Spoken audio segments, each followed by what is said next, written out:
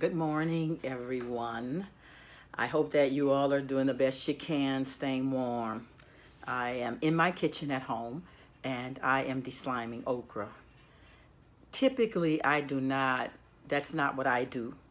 Bermuda's from the Heart Cafe. I do not deslime okra.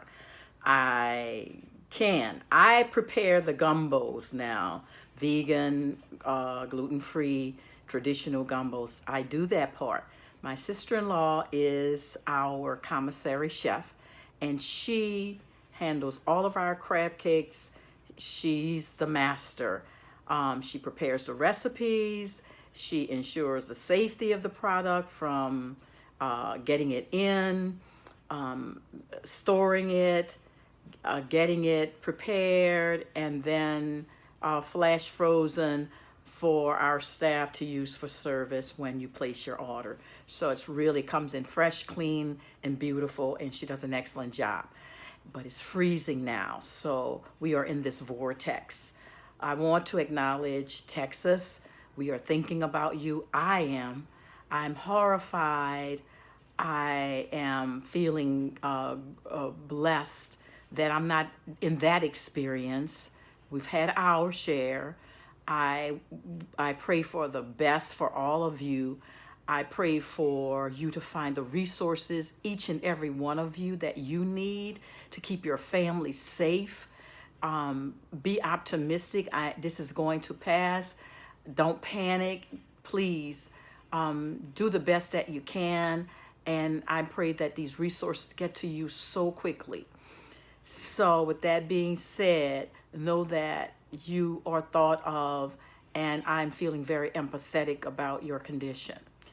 Back to what I'm doing to stay warm and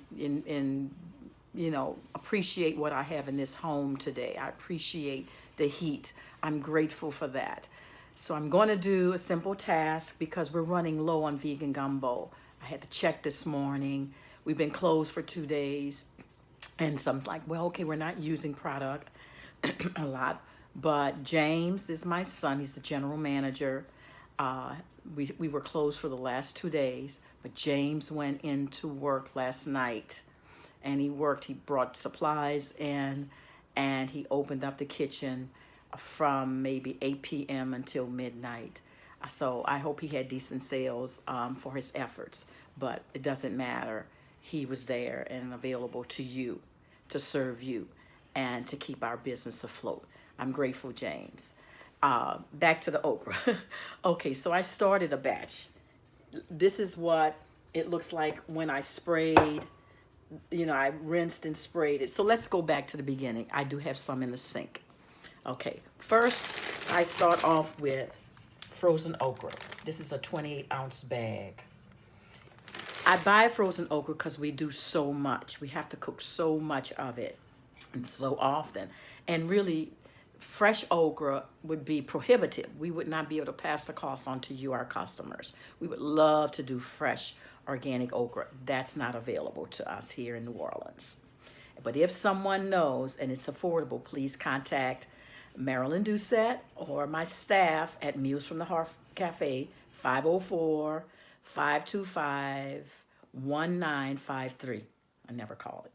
So I have some in the sink. Okay, that's just one 28-ounce bag. And I ran water on it to knock the ice off. And then what I did was we don't use oil because will make the gumbo.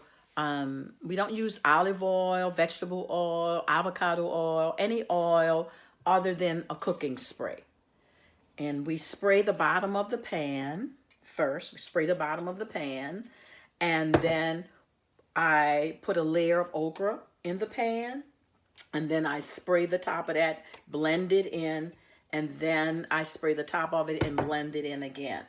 So my oven is set at 400 degrees. It's pretty hot. Typically people fry okra on the stove top, or some people I've seen videos where they put a pot of water on to boil. When it rapidly boils, then they add the okra.